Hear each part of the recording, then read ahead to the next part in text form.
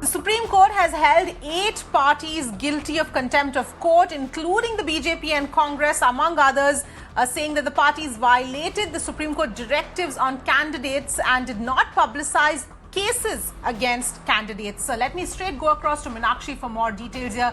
Meenakshi, if you can take us through what the top court has said and what does it now mean?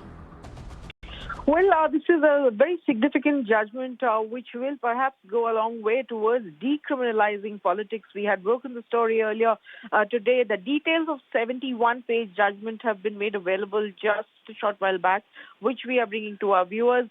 In the operative part earlier today, the Supreme Court had directed that political parties must publish the criminal antecedents, if any, of the candidates within 48 hours of their selection.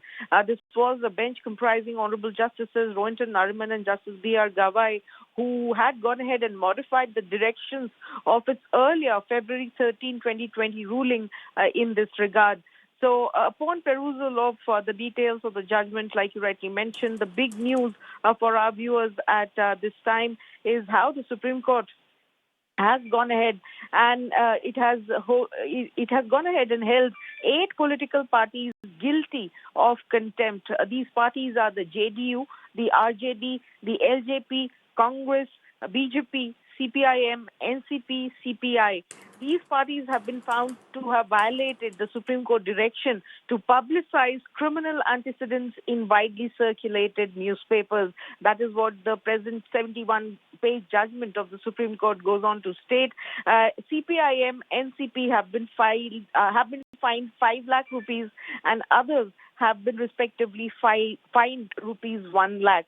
So in addition to this, Avni, the Supreme Court has directed the Election Commission to create a dedicated mobile application containing information published by candidates regarding their criminal antecedents so that at one stroke, each voter gets such information on his or her mobile phone.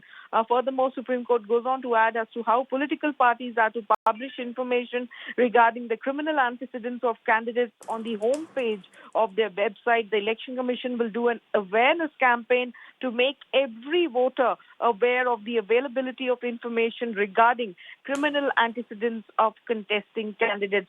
So huge judgment coming in with a slew of guidelines which is going on to state or establish the apparatus which is required, which was till date missing in this entire political landscape of India.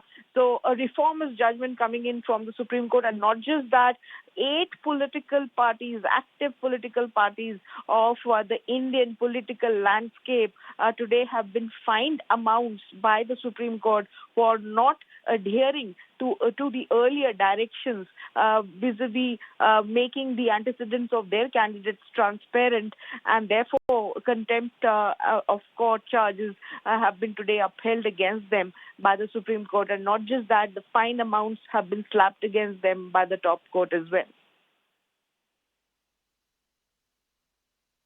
Yes, absolutely, Meenakshi. In fact, do stay with us because the other aspect also of this is quite significant as well, that the Supreme Court directed today that criminal cases against MPs or MLAs cannot be withdrawn without the permission of the high courts of the respective states. And also the Supreme Court bench said that to ensure the disposal of pending cases against politicians, the judges hearing the criminal cases will continue in their present posts until further orders. So Meenakshi, these are also some more significant aspects that the top court has talked about with respect to how to deal with these cases against criminal politicians. Well, that's right. That is a disparate matter that we're talking about. We'll underline for our viewers. This deals with the pendency of cases against MPs and MLAs in special courts. So this was a matter which was heard by the Honorable Chief Justice of India-led bench of the Supreme Court, where the CJI himself expressed displeasure over the publication of the CJI expressed displeasure in several parts of the manner in which such cases are being conducted. And the Supreme Court Court further went on to state as to how cases against any MP or MLA will not be withdrawn without the consent of the concerned High Court.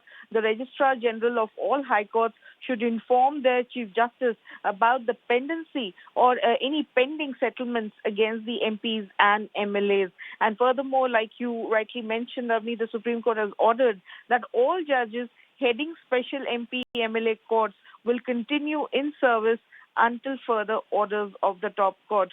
This matter has been adjourned for a next date of hearing come the 25th of August, because the central government sought more time to file a more consolidated reply with regards to the pendency of cases in special courts. These are special courts set up especially to deal with cases pertaining to lawmakers who are these MPs and MLAs. So Supreme Court very specific that any out-of-court settlement or any closure of any case against these MPs and MLAs cannot happen without bringing it to the notice of the relevant High Court. All right, Meenakshi, thank you so much for getting us all of those details.